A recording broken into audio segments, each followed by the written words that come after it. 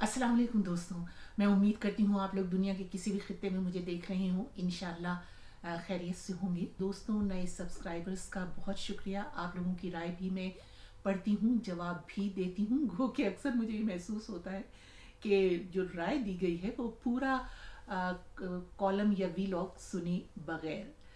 तो मैं दरख्वास्त करूँगी कि अ, कोशिश कीजिए कि जब भी हो सके पूरा सुन के फिर लिखें, तो फिर ज़रा थोड़ा सा बहस और मुबाहिसे में मज़ा आता है। बहरहाल दोस्तों, आज मैं आपकी मुलाकात एक ऐसी शख्सियत से करवाने वाली हूँ जो खुद में एक ज़िंदा तारीख़ है और जिन्होंने तारीख़ी radio station radio Pakistan Lahore की तारीख़ को अपने अल्फाज में समो कर ज़िंदा कर दिया है। ये वो शख्सियत हैं जिन्होंने 50 के अशरे में पहले रेडियो पाकिस्तान कराची और फिर लाहौर में स्क्रिप्ट राइटर यानी मसवदा निगार की हैसियत से अपना सफ़र शुरू किया और फिर आवाज़ की दुनिया में कदम रखा।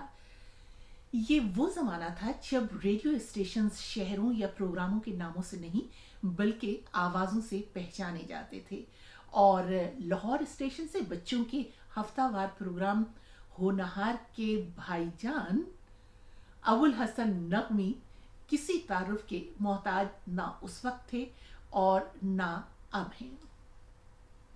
फिर वो अपने तमाम तजुर्बे और यादों के ख़जाने को समेट कर एक नए सफ़र पर रवाना हुए और वॉइस ऑफ अमेरिका से वाबस्ता हो गए। वो एक ब्रॉडकास्टर हैं, अदीब हैं, कई किताबों के मुसन्निफ़ हैं, उर्दू ज़बान और अदब की मोहब्बत में सरशार हैं और वाशिंगटन में सोल नामी एक अदबी तंजीम के बानी और रूहे रमा हैं। अबुल हसन नकवी से मेरा एक नशरियात का रिश्ता तो है ही, लेकिन मैं बहुत खुशकिस्मत हूँ कि मेरा उनसे एक और रिश्ता बहुत ही करीबी है, जो ये कि अबुल हसन नकवी लाहौर स्टेशन में अपने क़याम के दौरान मेरे ससुर मोहतरम मुस्तफ़ा अली हमदानी के साथी थे और इस वक्त जूम पर हमारे साथ हैं। आपका बहुत शुक्रिया कि आपने मुझे वक्त दिया। मैंने अपने इसमें तारुफ में बताया है कि आपसे एक नशरियात का रिश्ता तो है ही, लेकिन एक और बहुत करीबी रिश्ता है कि आप मेरे ससुर के साथी रहें, उनके साथ काम किया है। तो ये रिश्ता मुझे उनसे मैंने बहुत सीखा है, बहुत सीखा है, अच्छा, बहुत शुक्रिया। बहुत कुछ सीखा है।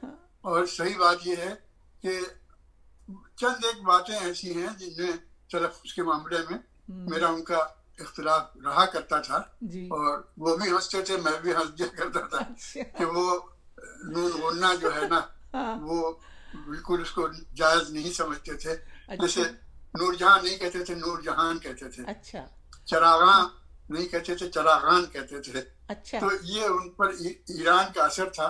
जी। तो फौरन पता चलता था कि मुस्तफ़ा अली हमदानी है ना, तो हमदान से आए हैं, लिहाजा फिर ये अपना तलफ़्फ़ुज़ अपने हमरा चंद पुश्तों तक रखना चाहते हैं। बहरहाल ये तो बाकी बहुत बहुत सी चीज़ें ऐसी हैं जो उनसे मैंने सीखी हैं। अपना तलफ़्फ़ुज़ दुरुस्त किया है उनसे। बहुत ही लायक आदमी थे और उस ज़माने में भी कोई उनका हम पल्ला नहीं था। फारसी के शायर थे और अपना कलाम दिखाते थे मौलाना अब्दुल मजीद सालिक को। अच्छा। ये मतलब वो फारसी के इतने बड़े उस्ताद थे, बटाले के मौलाना अब्दुल मजीद सालिक, वो इस्लाह किया करते थे और वो हाजिर गायब अंधेरे उजाले हमेशा अपने उस्ताद हजरत मौलाना अब्दुल मजीद सालिक का बहुत ही जिक्र खैर करते थे, किया करते थे।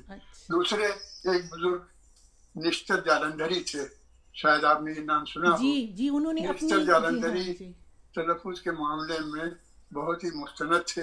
हरचंद के खैर जहाँ चार लोग होंगे तो तलफ़्फ़ुज़ के सिलसिले में इख्तिलाफ़ात तो हो सकते हैं। तो ज़िया जालंधरी के भी इख्तिलाफ़ात थे, हमदानी साहब के और ज़िया जालंधरी के और मेरे और हमदानी साहब के भी। इन सब बातों से कता नज़र अब ऐसे लोग बिल्कुल नापैद हो चुके हैं। कोई बिल्कुल ऐसी बात ही नहीं है कि तलफ़्फ़ुज़ का। यानी बुखारी साहब मुझे याद आ गए।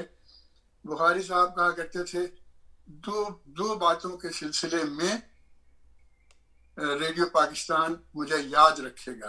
اچھا. ایک تو وقت کی پابندی اور دوسرے تلفظ.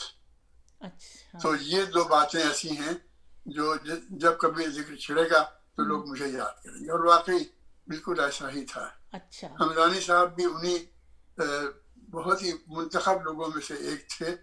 چچا میں یہ سوچ ہی رہی تھی کہ آپ کا تو ماشاءاللہ اتنا طویل سفر ہے، کئی اشروں پر محیط ہے آپ کا.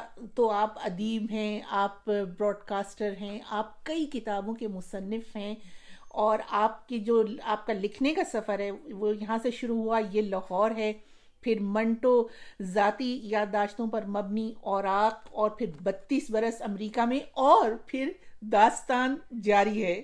تو ماشاءاللہ سے اللہ کرے کہ یہ داستان یوں ہی جاری رہے. میری کوشش تو یہ تھی کہ کاش کہ آپ سے مل کر میں کر پاتی گفتگو، لیکن وہ صفدر کا ایک شعر ہے کہ قربت کا ایک لمحہ بھی برسوں پہ ہے محیط، اس دور میں بھی ایسی رفاقت کمال ہے. تو ہمیں اس زوم ٹیکنالوجی جو ہے، زوم باجی کا شکریہ ادا کرنا چاہیے کہ اس کے توسط سے آپ سے بات ہو سکی. پیچھے تو جائیں گے، آپ نے ابھی ذکر کر بھی دیا. میں نے تو یہ دیکھی ہے جو آپ کی کتاب ہے یہ لاہور، اس پہ کتنے وہ لگا کے رکھے ہیں، آپ سے بات ہوگی ابھی. لیکن آپ نے یہ جو لکھی ہے غالباً یہ آخری کتاب ہے کہ داستان ابھی جاری ہے؟ داستان جاری ہے. اچھا، میری کتاب ہے آپ کی. مگر اس میں کیا آپ نے اس میں کیا لکھا ماشاءاللہ سے؟ داستان جاری ہے. اچھا. جو ہے وہ اس میں 22 سال جو میں نے لاہور میں گزارے ہیں، اچھا، وہ اس پر مشتمل ہے. اچھا، داستان جاری ہے. اچھا. تو وہ تو پھر اچھا، یہ بالکل آپ کے اپنے بارے میں، کیونکہ لاہور کے بارے میں تو آپ نے یہ بھی لکھا ہے نا، اس میں بھی یہ لاہور ہے. یہ ایسا ہے ماپارا جی کہ یہ جو کتاب ہے یہ لاہور ہے. جی. اصل میں جو کچھ میں نے سوچا تھا وہ ہو نہیں پایا. اچھا. میں نے یہ سوچا تھا کہ اس کے ٹائٹل پر یہ لاہور ہے، اس کے ٹائٹل پر مصطفیٰ علی احمد علی کی تصویر ہوگی. اچھا. تو وہ تصویر نہیں ہو سکی، مصور نے کچھ اور ہی بنا دیا بالکل، اور وہ اس یہ بھی نہیں اندازہ ہوتا کہ یہ ہے کون سی جگہ. بہرحال اس میں یہ تھا کہ مصطفیٰ علی حمدانی کی تصویر مائکروفون پر، اور اس کے ساتھ ہی یہ لاہور ہے. تو فوراً دیکھنے والا سمجھ جاتا کہ یہ کس سلسلے میں یہ کتاب ہے. خیر اب اس کے نہ جانے کتنے ایڈیشن نکل چکے ہیں، لیکن پھر بھی دل چاہتا ہے کہ ایک ایڈیشن ایسا ہو جس میں اس طرح سے تصویر ہو. اچھا. تو دیکھیں کیا ہوتا ہے. انشاءاللہ ہوگی. چچا آپ خوش قسمت ہیں کہ آپ امریکہ میں ہیں، تو آپ لکھ رہے ہیں، داستان آپ کی ماشاءاللہ سے جاری، اللہ یوں ہی جاری رکھے. اگر آپ پاکستان میں ہوتے جہاں ریٹائرمنٹ کے ساتھ ہی زندگی سے بھی ریٹائر کر دیا جاتا ہے، مجھے کوئی 10 برس سے اس پہ سوشل میڈیا پہ مجھے کوئی 10 برس سے یہ لوگ لکھ رہے ہیں کہ بڈھی تجھے شرم نہیں آتی اس طرح کی باتیں لکھتی ہے. تو شکر ہے کہ آپ امریکہ میں ہیں، اور آپ کا یہ جو قلم سے رشتہ ہے یہ، اور آواز سے جو رشتہ ہے وہ بھی ماشاءاللہ سے جاری ہے، اور اللہ کرے یوں ہی جاری رہے. چچا میں آپ کی اسی کتاب سے شروع کرنا چاہوں گی کہ آپ نے ماشاءاللہ سے کمال کیا کہ ایسے جگہ، ایسے تاریخی ریڈیو اسٹیشن جہاں سے پاکستان کی تاریخ بنی ہو، لیکن ہماری سرکار نے کبھی یہ نہیں سوچا کہ اس کی کوئی تاریخ لکھی جائے، لکھوانی چاہیے. تو آپ نے ماشاءاللہ سے یہ تاریخ اس کی رقم کی، اور جو کچھ مجھ سے ہو سکا، جی اس سے بھی زیادہ وسیع پیمانے پر کچھ کرنے کی ضرورت تھی. بالکل. لیکن جو کچھ مجھے جتنی توفیق تھی مجھے، اس کے حساب سے میں نے جو کچھ مناسب سمجھا ہے وہ کیا ہے، اور اس سے بھی زیادہ کرنے کا حوصلہ ہے. آپ ریڈیو پر جس طرح سے آپ نے اپنی اس کتاب میں لکھا ہے نا کہ آپ نے یہ سفر آپ کا بڑا مشکل رہا، ابتدا میں آپ نے وہ تمام مراحل اس کتاب میں لکھے ہیں. تو میں یہ پوچھ رہی تھی کہ آپ کو کیا ریڈیو پر کام کرنے کا بہت انڈیا کے زمانے سے ہی شوق تھا؟ ہاں بالکل یہ صحیح ہے. میں ابھی اپنے وطن ہی میں تھا، انڈیا میں تھا، اور میں اس عزم کے ساتھ چلا تھا سیتاپور سے کہ میں لاہور پہنچوں گا اور وہاں پہنچ کے تو شوکت تھانوی کے نام ایک رقعہ لکھوا لوں گا اپنے اثر استاد سے. نواب مرزا جعفر علی خان اثر میرے استاد تھے لکھنوی, تو انہوں نے شوکت تھانوی کے نام ایک رقعہ لکھ کے دیا تھا, اور اس میں یہ لکھا تھا کہ میں ابوالحسن نغوی میرے شاگرد ہیں, میں انہیں تمہارے پاس بھیج رہا ہوں, تم ان کی ہر طرح سے نگہداشت کرو اور ان کو آگے بڑھاؤ تو مجھے بے حد راحت اور بہت ہی خوشی ہوگی. تو یہ رقعہ جب میں نے شوکت تھانوی کو دیا تو وہ اس وقت بیمار تھے اور آرام کر رہے تھے, بستر پہ لیٹے تھے. تو انہوں نے کہا کہ جو کچھ میرے یہ بھائی صاحب کہا کرتے تھے اثر لکھنوی کو, کہ بھائی صاحب کا یہ رقعہ جو ہے یہ فرمان الہی سے کم نہیں ہے, اور جو کچھ میرے مقدور میں ہوگا وہ میں ضرور کروں گا. تو اس طرح سے ہوا. پھر انہوں نے عشرت رحمانی کے نام ایک رقعہ لکھا, وہ عشرت رحمانی کراچی میں تھے, میں کراچی پہنچ گیا اور وہ رقعہ ان کو دیا. تو انہوں نے یہ ایک صاحب ہوا کرتے تھے جو ان کا نام مجھے اس وقت یاد نہیں آ رہا, لیکن عصمت چغتائی کے جو شوہر تھے ان کا نام شاہد لطیف کے بھائی جو تھے وہ اس وقت ریڈیو پاکستان کراچی میں پروگرام پروڈیوسر تھے. تو ان کے نام وہ رقعہ عشرت رحمانی کا وہ میں نے ان کو دیا. تو انہوں نے کہا کہ آپ نے کبھی ریڈیو کے لیے لکھا ہے؟ میں نے کہا کبھی نہیں لکھا ہے, لیکن اب لکھنا چاہتا ہوں. تو کہنے لگے کہ ایک پروگرام ہم کرتے ہیں شام کو 10 بجے, جیسے ہی شام کے 7 بجتے ہیں تو ایک پروگرام ہوتا ہے دیکھتا چلا گیا. تو ایک 10 منٹ کا فیچر ہوتا ہے جس میں ایک فرضی کردار ہے جو شہر کی جو بدنظمیاں ہیں اور جو لوگوں کی غلط عادتیں ہیں اور جو کچھ بھی کیریکٹر اور کردار ہیں ان پر مبنی ایک 10 منٹ کا پروگرام ہوتا ہے, اور وہ سیلانی ایک ہم نے اس کا نام رکھا ہے. آپ اس پہ لکھ سکیں گے؟ میں نے کہا جی ہاں بالکل, اگر آپ مجھے اس کے نمونے دیں گے تو میں لکھ دوں گا. تو وہ ان کو اس قدر بے یقینی تھی کہ یہ 18-19 سال کا لڑکا اور ابھی یہ ایسا لگتا ہے کتابیں چھوڑ کے یہاں چلا آیا ہے. تو پھر بھی انہوں نے مجھے نمونے دیے اور کہا کہ آپ لکھ سکیں گے؟ میں نے کہا ہاں بالکل لکھ سکوں گا. تو انہوں نے موضوع بھی بتا دیا اور دوسرے روز میں لکھ کے فیچر پہنچ گیا. تو بہت بے یقینی سے انہوں نے پڑھنا شروع کیا, اور اس کے بعد میں نے دیکھا جگہ جگہ پر وہ ہنس رہے ہیں اور مسکرا رہے ہیں. تو میرا حوصلہ بہت بڑھا. تو کہنے لگے کہ اس میں کچھ تبدیلیاں اگر میں چاہوں تو کر دیں گے؟ میں نے کہا جی ہاں بالکل. پھر آپ کل پھر آئیں گے؟ میں نے کہا نہیں, میں یہیں بیٹھ کے تبدیلیاں کر دوں گا جیسے آپ چاہیں گے. تو یہ مجھے بہت ہی اچھا لگا کہ یہ اتنے اعتماد سے بات کر رہا ہے. تو میں نے وہ تبدیلیاں بھی کر لی.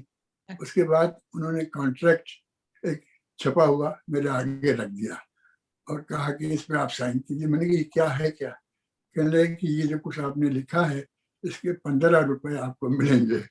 بہت خوش ہوا. میں نے سائن کر دیا اور شام کو وہ فیچر نہ شروع ہو گیا. اس قدر مجھے مسرت ہوئی. تو اس طرح سے میرا ریڈیو سے تعارف ہوا. لیکن کراچی میں رہنا نہیں چاہتا تھا کیونکہ مجھے لاہور جی جان سے پسند تھا بہت زیادہ. کہ یہاں تو صرف ایک ریڈیو پاکستان کراچی ہے, لیکن لاہور میں تو اخبارات ہیں, فلم کمپنیاں ہیں جو ابھی بن رہی ہیں, لیکن بہرحال وہاں مستقبل زیادہ بہتر ہے. تو پھر میں لاہور چلا گیا. ویسے بھی چچا ادب اور ثقافت کا تو مرکز ہوا کرتا تھا نا لاہور اس زمانے میں. بالکل. ہم لوگ تو یہ سمجھتے تھے کہ شاید وہ زمانہ بڑا اچھا تھا, آسودگی کا زمانہ تھا, لیکن آپ کی اس کتاب کو پڑھ کے مجھے لگا کہ जो भी स्टाफ आर्टिस्ट और सदाकार और आर्टिस्ट, उन लोगों की तनख्वाहें इस कदर कम होती थी। मतलब ये लोग रीढ़ की हड्डी थे रेडियो की, बिल्कुल इनकी आवाज़ों से बिल्कुल रेडियो पहचाना जाता था, और इन्हीं को इस कदर कम तनख्वाहें मिलती थी, ना उनकी पेंशन होती थी। ये मुझे आपका ही पढ़ के पता चला कि उनकी ना कोई मेडिकल थी, ना कोई पेंशन थी, और इस कदर कम तनख्वाहें। तो इसका मतलब ये है कि मुल्क, वो जब मुल्क नया नया बना था, तब भी आर्टिस्टों और तख्लीककारों के साथ रवैये बहुत ही मनफी रवैये थे और बहुत बल्कि ऐसा था, नामुनासिब जैसे रवैये। बुखारी साहब कहा करते थे कि देखो मैं सही बात बता रहा हूँ तो मेरी बात याद करोगे, और वो अच्छा, ये है कि आर्टिस्ट को भूखा मारो, अरे उसको नीम फाका ज्यादा रखो, तब फिर उसका फन चमकेगा। लिहाजा इन लोगों को ज्यादा तनख्वाहें नहीं देना, ये उनके ख्यालात थे, ओफ, अंदाजा करें आप। अच्छा, मुस्तफा अली हमदानी का मामला ये था कि उन्होंने, बिल्कुल ये सच है, 14 अगस्त 1947 को मुस्तफा अली हमदानी वहाँ मौजूद थे। रात, आधी रात को जी, उन्होंने ऐलान किया था पाकिस्तान के क़याम का। और उससे पहले भी मुस्तफा अली हमदानी मुलाजिम थे रेडियो पाकिस्तान लाहौर स्टेशन पे, अच्छा, और बाद में भी रहे, और एक तवील अरसा उन्होंने गुजारा। और ये बिल्कुल हकीकत है कि उन्होंने एक मरतबा भी ये नहीं कहा कि मेरी तनख्वाह में 5 रुपए का इजाफा कर दो, वाह, जो तनख्वाह थी बस थी। ये सब्र तवक्कुल और कनाअत जो है ना, ये अगले लोगों में थी। लेकिन फिर मैंने तो वहाँ बाकायदा स्टाफ आर्टिस्ट यूनियन बनाई, जिसका मैं जनरल सेक्रेटरी था, और मैंने बहुत हंगामा बर्पा किया, और लोगों को ये बात जो है ना बहुत नागवार गुजरती थी। जाहिर है। लेकिन तो चचा, बहरहाल फिर आपने वो, तो वो अयूब खान की इजारा दारी का दौर देखा है। आपकी किताब में मैं पढ़ रही थी कि किस तरह मिर्ज़ा अदीब का एक ड्रामा नशर हो गया, और उनको खड़े खड़े उन्होंने अल्ताफ गौहर ने नौकरी से निकाल दिया। किस कदर नहीं निकाल तो नहीं सके, अच्छा, लेकिन ये कि उन्होंने फौरन टेलीफोन पर शमसुद्दीन बट से कहा कि इसको बस ये मैं टेलीफोन रख रहा हूँ, और उसके बाद दूसरा टेलीफोन आना चाहिए आपकी तरफ से, हाँ, कि आपने मिर्जा अदीब को डिसमिस कर दिया, और कह के फोन रख दिया। हाँ, लेकिन बट साहब बिल्कुल अपनी बात पर अड़ गए, और उन्होंने उनको डिसमिस नहीं होने दिया। उफ, वो मैं, तो ये ऐसे लोग थे, ये ऐसे लोग थे। और मतलब ये किस कदर आमरीत का दौरा था। और ये वो ज़माना है जब पाकिस्तान में लोग बड़े खुश होते हैं कि जी वो अयूब खान का ज़माना बड़ा अच्छा था, बड़ा पीसफुल था, बहुत सुकून था, और उस ज़माने में ये हो रहा था कि लोगों को खड़े बिल्कुल। खड़े निकलवाने का हुक्म हो रहा था। तो चाचा, ये तो बड़ा अच्छा हुआ कि आप उस ज़माने की जो ये खौफनाक कहानियाँ हैं, और क्योंकि आजकल के ज़माने में तो आपको मालूम है ग्लैमराइज करते हैं कि अयूब खान का दौर बहुत अच्छा था, तो आपने ये लोगों को एक तरह से आईना दिखाया है। फिर आपने एक जगह लिखा है कि पुलिस के महकमे से उठाकर लाहौर स्टेशन का रीजनल डायरेक्टर लगा दिया। भला ये अच्छा, हाँ, इशरत रहमानी साहब हाँ, इशरत रहमानी रामपुर के थे, और अच्छा, रामपुर में वो पुलिस कांस्टेबल थे, अच्छा, और उनका, लेकिन ये बात है कि उनको अदब से गहरी दिलचस्पी थी, अच्छा, जो कुछ भी था, जैसा भी था, और अच्छा, अंग्रेजी से बिल्कुल पैदल थे। अच्छा, तो वो जब ये कहते थे ना, अरे साहब फुला कव्वाल पार्टी जो है उसको कभी अब रेडियो पर आने न दीजिएगा, वो वहाँ एक प्रोग्राम करके जाते हैं और फौरन सिनोनिमस लेटर्स आना शुरू हो जाते हैं। अच्छा, एनानिमस को सिनोनिमस कहते थे। अच्छा, और अंग्रेजी की गलतियाँ और अरबी और फारसी की कोई बैकग्राउंड नहीं थी। अच्छा, बहुत प्यारे आदमी थे, इस कदर किसी का बुरा नहीं चाहते थे, हर एक के लिए हाजिर गायब, हमेशा बहुत मुस्तैद रहा करते थे। अच्छा। लेकिन कौसे कज़ा को कौसो कज़ा कहते थे। तो ये हर जमाने में होता रहा, फिर यही कहते हैं, कह हर सकते जमाने हैं, में होता होता रहा, रहा। और शायद अब भी हो रहा होगा। बहुत, मतलब उसमें शिद्दत आ गई। शायद पहले कम हो रहा होगा, तो अब उसमें मजीद शिद्दत पैदा हो गई है। آپ نے ذکر کیا، آپ نے ان کا، میرے سسر مصطفیٰ علی ہمدانی کا آپ نے بہت ذکر کیا، لیکن آپ اور بھی بہت لوگوں کے ساتھ کام کرتے رہے، جیسے کہ حسن ذکی کاظمی ہیں، عزیز الرحمان ہیں، لیکن اچھا، حسن ذکی کاظمی اس وقت مجھے یاد آ گئے. جی حسن ذکی کاظمی کا معاملہ بہت دلچسپ تھا جی کہ وہ اتنی متانت اور سنجیدگی کے ساتھ شوخیاں اور شرارتیں جی کرتے تھے بالکل. کہ اس کا کوئی جواب ہی نہیں تھا. وہ ایک بالکل بیچارے اعظم ان کا نام تھا. وہ ان کی دلچسپیاں ساری میوزک سے تھی اور میوزک سیکشن میں کام کرتے تھے. اچھا تو صبح سویرے حسن ذکی کاظمی نے ان کو پٹی پڑھانا شروع کی. دیکھو میں تمہیں بتاؤں، بات یہ ہے کہ دو طرح کے یہاں لوگ ملازم ہیں. ایک تو وہ جو باقاعدہ با اختیار ہیں اور جو افسر ہیں، اور دوسرے جو ہیں وہ اسٹاف آرٹسٹ کہلاتے ہیں. اسٹاف آرٹسٹوں کو دبا کے رکھنا ہمیشہ، تو تب پنپ سکتے ہو. مثلاً کیسے میں کیسے دباؤں، مجھے بتائیے. مجھے تو جو 8 دن میں نوکری کرتے ہوئے میں جانتا بھی نہیں ہوں. اچھا نہیں، میں طریقہ بتاتا ہوں نا. یہ مثال کے طور پر ابوالحسن نقوی، یہ اسٹاف آرٹسٹ ہیں، ان کی کوئی حیثیت نہیں ہے. ان کو صبح جیسے ہی آئے نا فوراً کہیں کہ نقوی صاحب ہم نے پہلی مجلس سنی، صبح کی تلفظ کی غلطیاں بہت تھیں، تو بس پھر یہ ہمیشہ بہت جھک کے تمہیں سلام کیا کرے گا. تو میں جیسے ہی داخل ہوا تو فوراً بولے اعظم صاحب نغمی صاحب، میں نے آج صبح کی مجلس سنی، اس میں تلفظ کی غلطیاں بہت تھیں. اچھا، تو میں نے کہا میں نے بھی صبح کی مجلس سنی، اس میں تلفظ کی غلطی ایک بھی نہیں تھی، اور اگر آئندہ کبھی ہوگی تو آپ کو کیسے پتا چلے گا کہ تلفظ کی غلطی.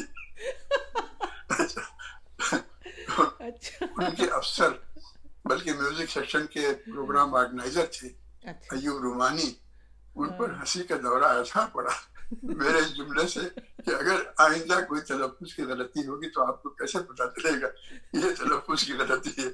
تو بس وہ اپنی کرسی سے ہنستے ہنستے پھسل کے نیچے فرش پہ گر پڑے. تو اس کے بعد باقاعدہ ہاں ایک دفعہ کیا ہوا، وہ ایک حفیظ جالندھری کا کوئی گیت تھا، اپنے وطن میں سب کچھ ہے پیارے. اچھا، تو وہ اعظم آیا اور حسن ذکی کاظمی سے کہنے لگا، دیکھو یہ جو ہے نا اپنے وطن میں سب کچھ ہے پیارے، اس کا دوسرا مصرع کیا ہے، مجھے نہیں مل رہا ہے، تم میری مدد کرو. اس نے کہا اچھا. حسن ذکی کاظمی نے کہا میں بتاتا ہوں، اور لکھ لو، ابھی لکھ لو، اب ذرا دل تھام کے سننا دوسرا مصرع. کہتے اپنے وطن میں سب کچھ ہے پیارے، کیا چاند تارے، کیا مرغ و ماہی، کیا چاند تارے. وہ چل دیا بالکل اسٹوڈیو کی طرف. میں نے جا کے روکا اس کو، میں نے کہا کہ دیکھو یہ تو بہت ہی شوخ آدمی ہے اور اس سے بہت احتیاط سے بات کرنا، یہ غلط ہے مصرع، یہ بالکل نہیں ہے مصرع. جو کچھ ہے وہ مجھے بھی نہیں معلوم، وہ معلوم کرو اور تب جاؤ اسٹوڈیو کے اندر. اور آپ نے جیسے کہ خود کہا کہ وہ بہت سنجیدہ نظر آتے تھے اور بڑے متین نظر آتے تھے، اور باتیں وہ اس قسم کی کیا کرتے تھے.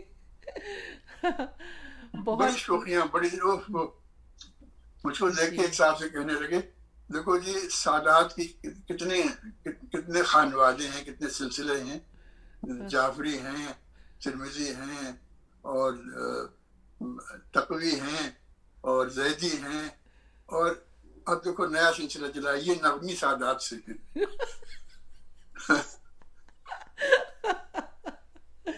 اچھا، لیکن وہ میرا خیال ہے میرے تو وہ ماموں تھے نا، تو وہ پروڈیوسر تھے غالباً لاہور میں. ہاں اس وقت پروڈیوسر تھے. اچھا، وہ اور بہت اچھے فیچر کیے انہوں نے، اچھے پروگرام پروڈیوس کیے.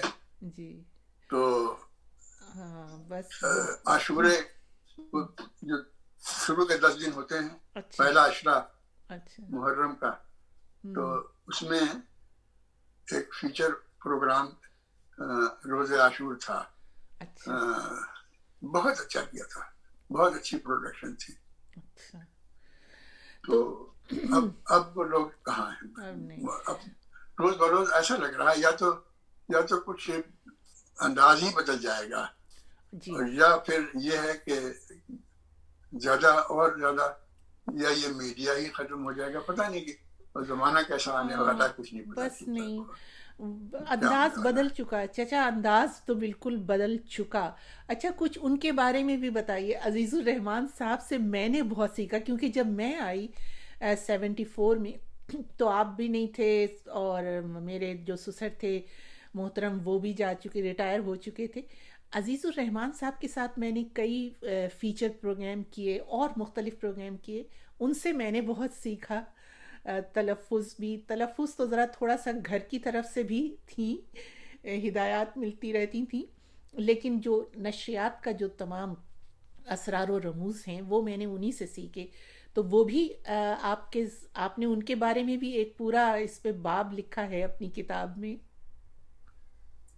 عزیز الرحمان کا میرا بہت ساتھ رہا، اور وہ مجھ سے بہت تنگ رہا کرتے تھے، اور ہم دونوں میں مطلب میل محبت بھی بہت تھے. یہاں جب میں امریکہ آ گیا، یہیں اسی شہر میں واشنگٹن میں، دوپہر کے وقت ٹیلی فون کی گھنٹی بجی، اور ایک خاتون ٹیلی فون پہ تھی، اور وہ سویڈن سے بول رہی تھی. اچھا. ناروے یا سویڈن سے، اور کہنے لگی کہ میرا نام یہ ہے، اور میرے شوہر بھی میرے ساتھ اس وقت موجود ہیں، تو آپ نے جو عزیز الرحمان کے بارے میں بکواس کی ہے، اگر آپ میرے سامنے ہوتے تو میں آپ کا منہ نوچ لیتی. ارے تو میں نے کہا میں آ سکتا ہوں، سویڈن آ سکتا ہوں اگر آپ اپنا یہ شوق پورا کرنا چاہتی. تو کہنے نہیں، آپ نے ان کی بہت بے عزتی کی ہے، اور ایسا نہیں کرنا چاہیے تھا. میں نے کہا کہ میں نے جو خراج تحسین ان کو پیش کیا ہے وہ کبھی کسی نے نہیں پیش کیا. میں نے ان کے بارے میں لکھا کہ وہ ان کے لہجے میں اتنا خلوص اور اتنی محبت تھی، اور تلفظ بے عیب تھا ان کا. وہ لگتا تھا کہ یہ اپنے گھر کا آدمی ہے جو ہمارے ساتھ گھل مل چکا ہے، اور وہ دلوں میں اتر جایا کرتے تھے. میں نے ان کو بہت خراج تحسین پیش کیا ہے. بالکل. اور باقی وہ چیزیں جو ان سے منسوب ہیں وہ بالکل صحیح ہیں، کہ مثلا وہ صبح ڈیوٹی روم میں ملے اور کہنے لگے کہ نغمی رات میں تمہارے گھر آیا تھا، اور تم اور تمہاری بیوی تم دونوں غافل سو رہے تھے. میں کچھ دیر بیٹھا، پھر میں چلا آیا. تو میں نے کہا بھائی تم نے مجھے جگا لیا ہوتا، کم از کم ایک کپ چائے تو پی کے جاتے. تو میں نے مناسب نہیں سمجھا.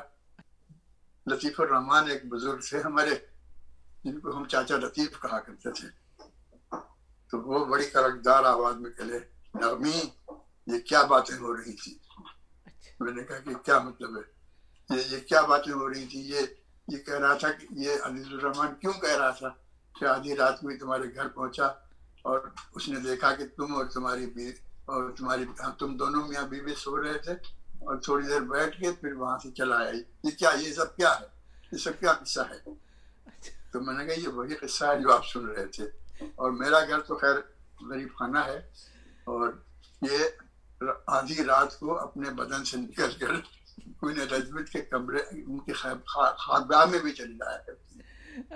یہ ان کا ارشاد یہ ہے کہ ان کے اندر کچھ ایسی چیزیں ہیں کہ یہ اپنا بدن چھوڑ کے جہاں چاہیں دنیا میں گھوم پھر سکتی. تو اس طرح کی گپیں ہانکتے تھے، اور بہت ہی سنجیدہ اور متین. اگر ذرا سا بھی کوئی شک کا اظہار کرے تو اس کی جان کے لیے بالکل دشمن ہو جاتے تھے.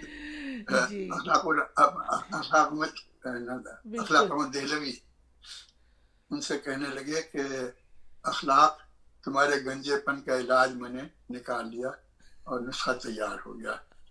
تو کہنے پھر دیا کیوں نہیں؟ ارے بھائی جلدی سے دے دیتے. کہنے لگے کہ بڑی دقتیں بھی ہیں اس میں. وہ سوال یہ ہے کہ تم اپنے گنجے سر پہ لگاؤ گے کیسے. وہ اس میں یہ ہے کہ انگلی سے گھسنا پڑتا ہے. وہ جو رقیق مادہ ہوگا خضاب کا، اس کو پہلے انگلی سے گھسو گے، اور چند دنوں میں انگلی کے اندر سے بال نکل آئیں گے. تو کیا کرو گے؟ اب ذرا جواب سنے اخلاق کا لے. کوئی بات نہیں، تو اس کی پرواہ نہ کرو، وہ اگر اس میں بال نکل آئیں گے تو میں ٹوتھ برش کا کام لیا کروں گا.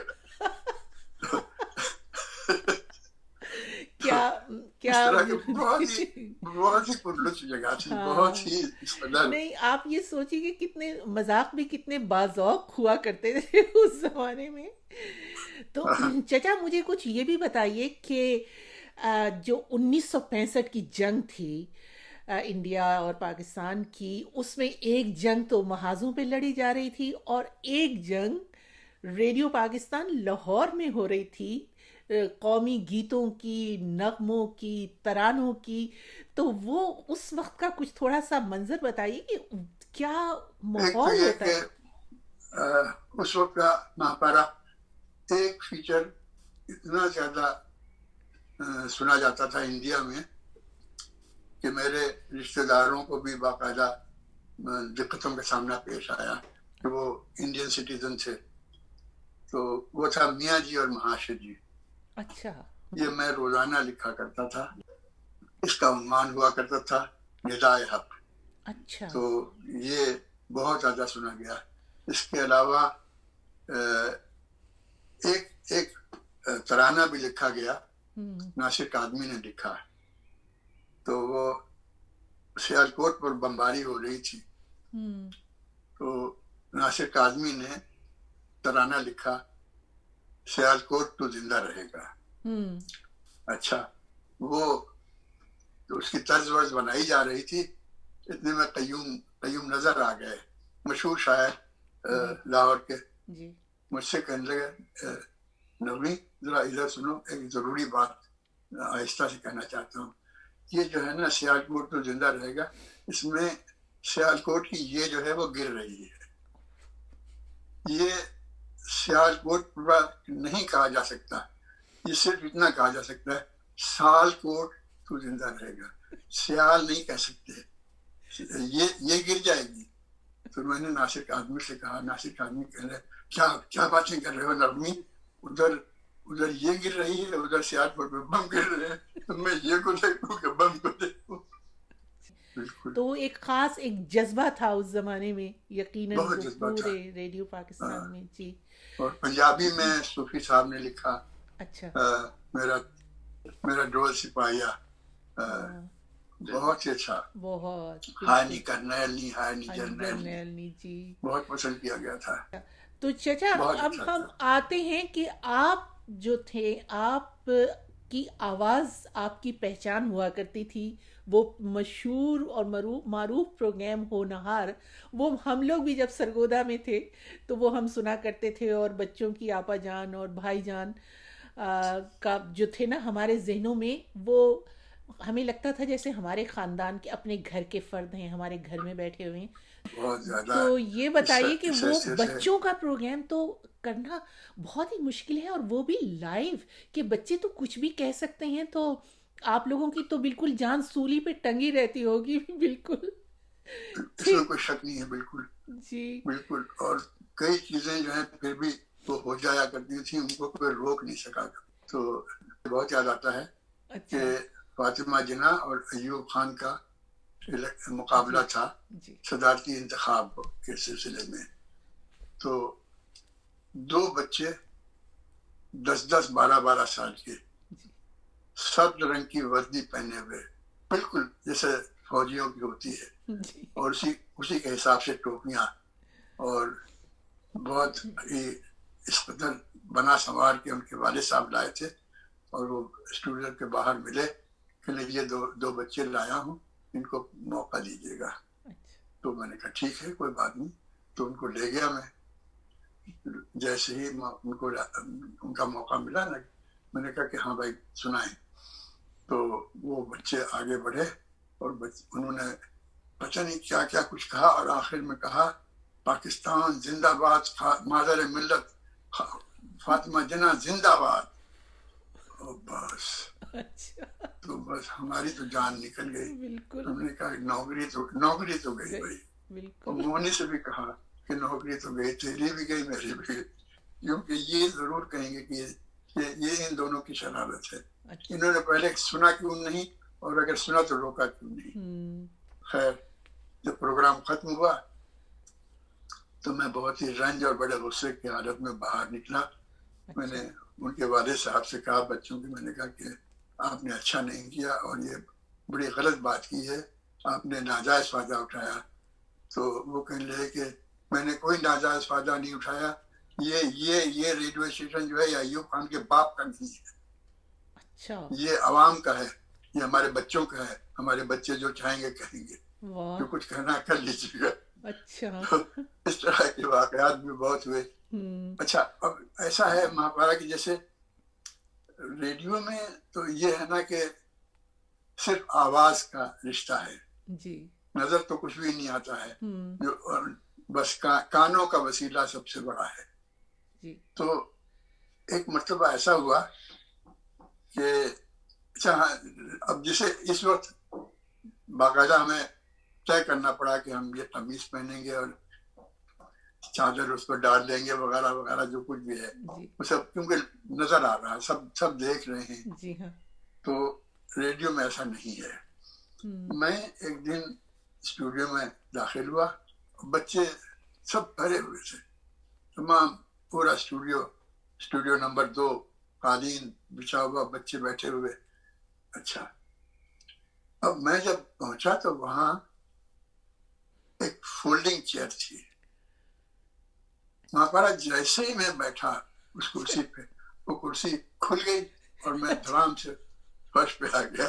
اچھا تو میں نے فوراً بات بڑھائی, میں نے کہا ارے ننے میاں تمہارے چوٹ تو نہیں لگی, تم گر پڑے, ارے بہت. اچھا اب جب یہ کہا نا تو بچوں نے ہنسی سے بس لوٹ پوٹ ہونا شروع کر دیا. وہ ہنستے جا رہے تھے, بہت بڑی بات ہے, بہت بڑی بات, دیکھو نا وہ بیچارے گر پڑے اور تم سب کے سب ہنس رہے ہو. تو اس طرح کے لطیفے بھی بہت یاد آتے ہیں. ایک بچی نے خط لکھا تھا مجھے کہ بھائی جان نغمی, اگر آپ کو یہ خط نہ ملے تو یہ ضرور کہہ دیجیے کہ خط نہیں ملا.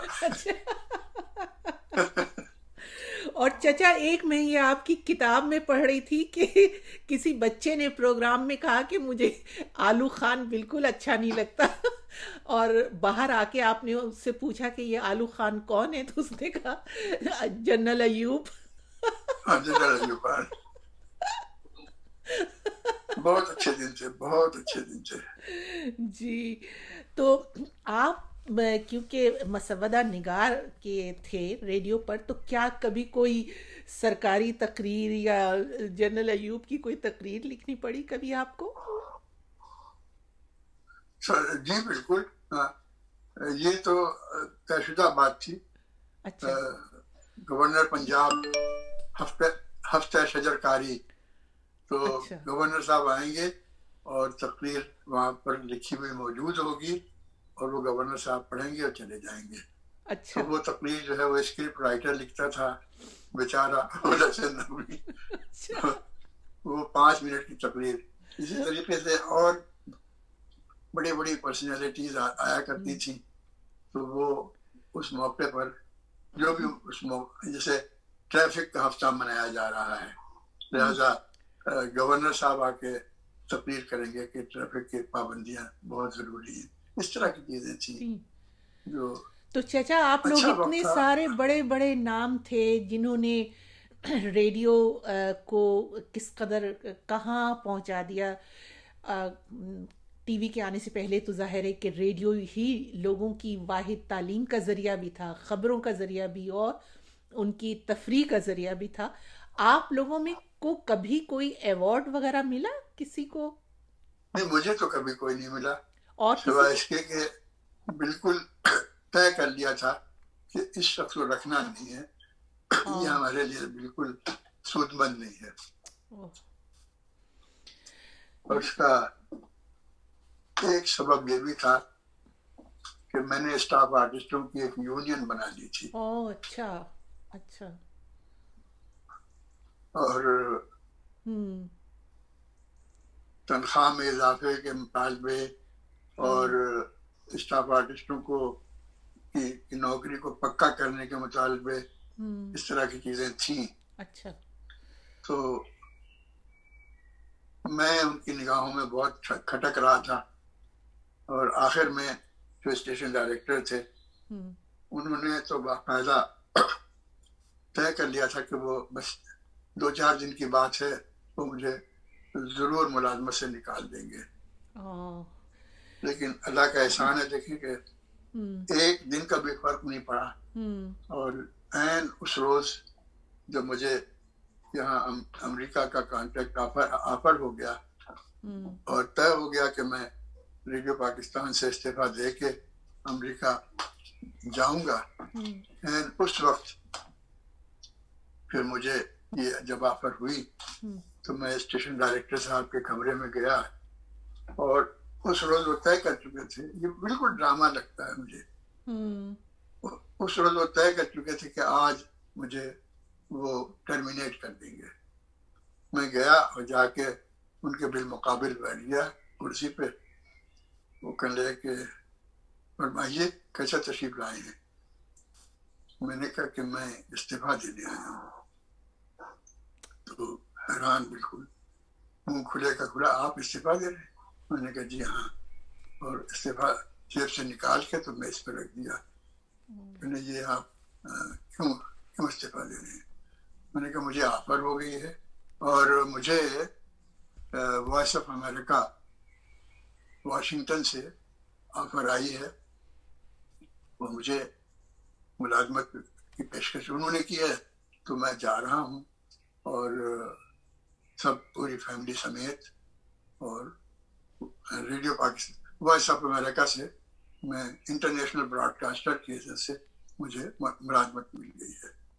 تو وہ چاہے میں کتنا ہی مجھے قدرت ہو جائے الفاظ پہ، لیکن ان کی جو کیفیت تھی نا وہ کبھی میں بیان نہیں کر سکتا کہ یہ فخر تو مجھے حاصل کرنا چاہیے تھا کہ میں اس شخص کو ڈسمس کرتا. بالکل تل ملا کر رہ گئے ہوں گے، دل میں تل ملا کر رہ گئے ہوں گے کہ اب کیا کروں، ہے نا. تو گویا پھر آپ وائس آف امریکہ سے وابستہ ہو گئے. تو پچھلا زمانہ وابستہ ہو گئے. دیکھیں کہ اب تقریباً نصف صدی کا قصہ بن چکا ہے. جی، لیکن پھر بھی آپ کو لاہور یاد تو آتا رہا نا اس سب دوران؟ بہت نا. ہاں سب کچھ ہے بہت زیادہ. تو چچا پھر اب آپ نے کچھ عرصے پہلے ایک تنظیم بنائی سول کے نام سے، جو آپ نے ظاہر ہے کہ اردو ادب اور اردو زبان کے فروغ کے لیے بنائی، لیکن نام سے تو لگتا ہے یہ کوئی روحانی تنظیم ہے یا کوئی انگلش کی تنظیم ہے، سول. ہاں ویسے یہ بات ضرور بتاؤں گا کہ یہ سوسائٹی آف اردو لٹریچر جو ہے نا، اس پہ استخارہ بازی آیا تھا. اچھا ہاں یہ ہے. اچھا تو وہ سوسائٹی آف اردو لٹریچر میں نے استخارہ کیا تو وہ استخارہ آ گیا. اور اس کے بعد جب میں نے اس کے مخفف حروف پر غور کیا تو میں بہت زیادہ مجھے لطف آیا. جب میں نے مخفف حروف پہ غور کیا تو وہ نکلا civil, SOUL، society of Urdu literature. اور پھر میں نے سوچا کہ اس کا ایک اردو میں نام ضرور ہونا چاہیے، تو وہ ہے انجمن ادب اردو. اچھا، انجمن ادب اردو. تو اس کو سمجھ لیجیے کہ اب 14 سال ہو گئے اچھا اس انجمن کو قائم ہوئے، اور کبھی کوئی ناغہ ہم نے نہیں کیا. یہ جو اتنے وائرس وغیرہ کے قصے چلے، اس میں بھی ہم نے پروگراموں کا ناغہ نہیں کیا، برابر کرتے رہے.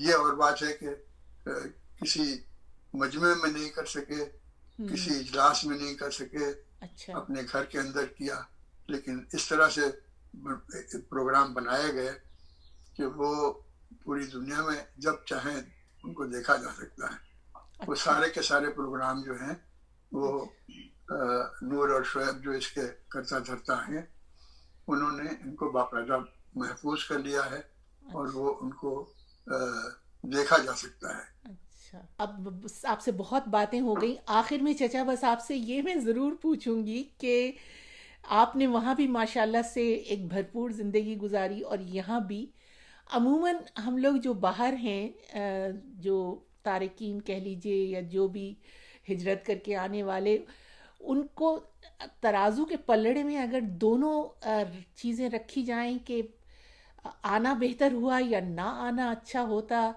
ایک طرح سے آپ کی روٹس، آپ کی جڑیں کٹ گئیں وہاں سے نکل کے ملک سے، تو لوگ کہتے ہیں کہ ہم یہ طے نہیں کر پاتے کہ یہ ٹھیک کیا تھا ہم نے یا غلط کیا تھا. آپ کا اس سلسلے میں کیا خیال ہے؟ دیکھیں تقریباً ہمارا نصف صدی ہو چکی ہے جی رہتے ہوئے یہاں، تو اتنا تو ہم کہیں بھی نہیں رہے، کسی بھی شہر میں کسی بھی ملک میں اتنا نہیں رہے. اور یہاں آنے کے بعد جیسے ہر شخص کے ساتھ ہوتا ہے، ہمارے ساتھ بھی ہوا کہ پچھتاوے ہوتے، پچھتاووں کے دورے پڑتے رہے ہیں اچھا کہ ہم کیوں آئے.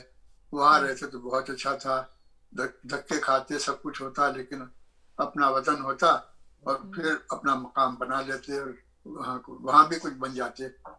لیکن اب ایسا ہو رہا ہے پچھلے 10-15 سال سے کہ لگتا ہے کہ نہیں، یہ ہمارا فیصلہ صحیح ہے بالکل، اچھا اور ہم صحیح بھلے وقت پر آ گئے تو یہ اچھا ہے. اور ٹھیک ہے دقتیں ہیں، ایسے منفی پوائنٹ بھی ضرور ہیں، لیکن ایسا لگتا ہے کہ جو کچھ اب یہ خاص طور پر جب سے لکھنے کی سہولت یا لکھنے کے موقع ملے ہیں، اور اس میں بچوں کا اور یاسمین کا بہت ہاتھ ہے کہ ان سب نے بہت مدد کی کہ یہ شخص اپنی زندگی گزار چکا، آدمی لکھنا چاہتا تو اس کو لکھنے کا موقع ملنا چاہیے. تو اس لیے یہ سب اب ٹھیک ہو رہا ہے. اچھا اور یہ جو 4 کتابیں لکھ لی ہیں اور 2-3 کتابوں کے مسودے تیار رکھے ہیں، تو تھوڑی بہت اس پر تھوڑا بہت کام کیا جائے تو وہ بھی افضال صاحب منتظر بیٹھے ہوئے ہیں.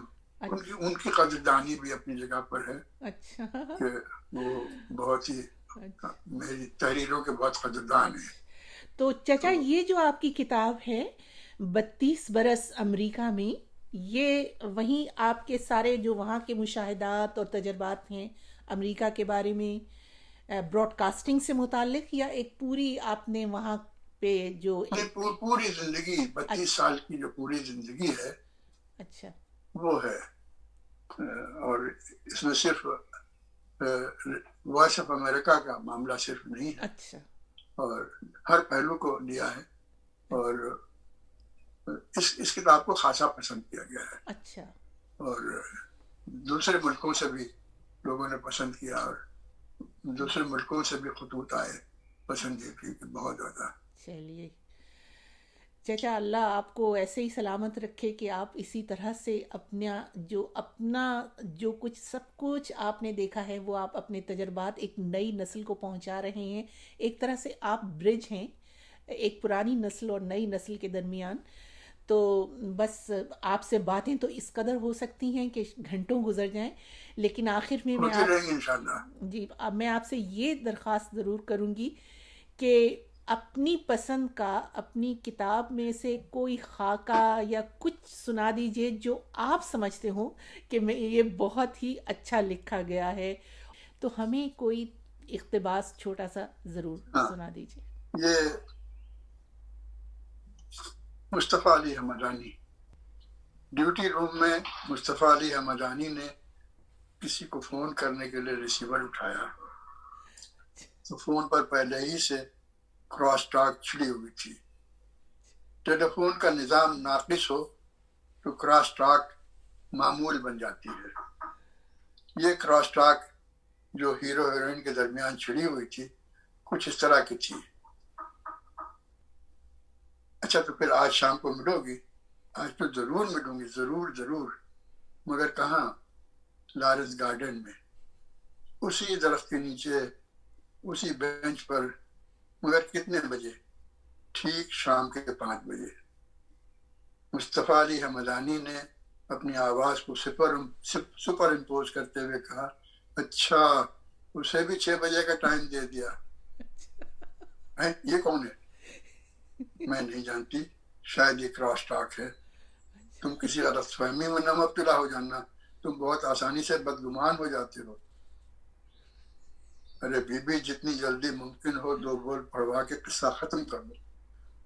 تم کون؟ خام خواہ؟ خام خواہ نہیں، خیر خواہ. ارے اس شخص کی آواز ریڈیو اناؤنسر مصطفیٰ جی حمدانی سے کس قدر ملتی ہے. وہ بہو وہی آواز، وہ بہو وہی آواز. یہ ان دنوں کی باتیں ہیں جب ریڈیو راج کرتا تھا. جی ریڈیو والوں کی آوازیں سکہ راج الوقت کی طرح پہچانی جاتی. چچا کوئی شوکت تھانوی کا بھی آپ نے بہت اچھا لکھا ہے، ناصر کاظمی کا بھی بہت، تو وہ بھی کچھ سنائیے پلیز. اس آنگن سے باہر جانے کے لیے 2 دروازے ہیں. ایک دروازہ ڈیوٹی روم کی طرف جاتا ہے اور دوسرے دروازے سے باہر آئیے تو بائیں جانب معین خان کی کینٹین ہے اور دائیں طرف سب سے الگ تھلگ بوگن ولا کے سرخ پھولوں والی بیل کے سائے میں یہ کس کا کمرہ ہے. یہاں 2 میزیں رکھی ہیں. آئیے مہمانوں کی کرسی پر تشریف رکھیے. دیکھیے داہنی جانب جو میز ہے اس پر سر جھکائے جو صاحب لکھنے میں مصروف ہیں یہ ہیں شوکت تھانوی، اور ان کے برابر میں جو صاحب بیٹھے ہیں یہ ہیں سید رضی ترمذی.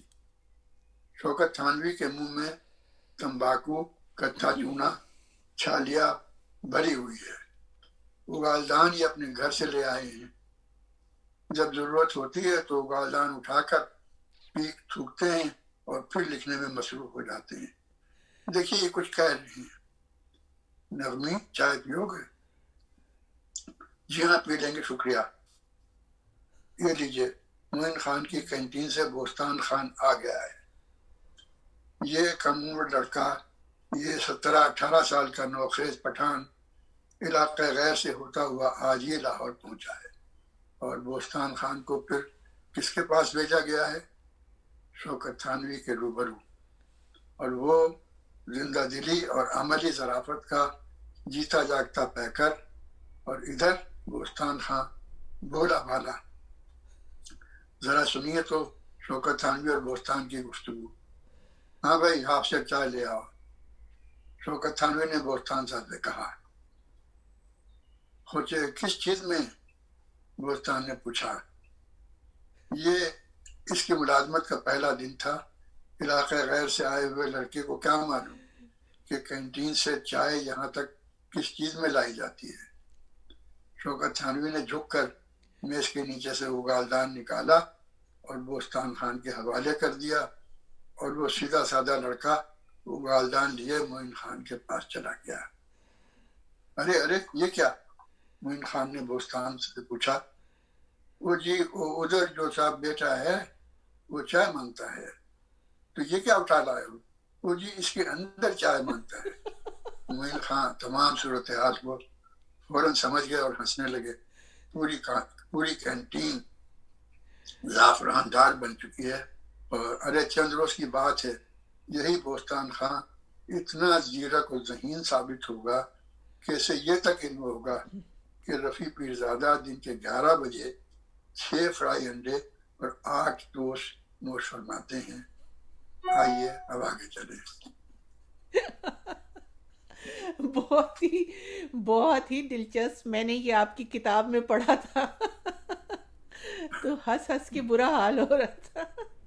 آپ کی تحریر ہے نا اس میں مزاح بھی ہے اور حقیقت بھی ہے. کہیں آپ کی تحریر رلا دیتی ہے اور کہیں ہنسا دیتی ہے. اس کی تحریر کی خوبصورتی یہ ہے.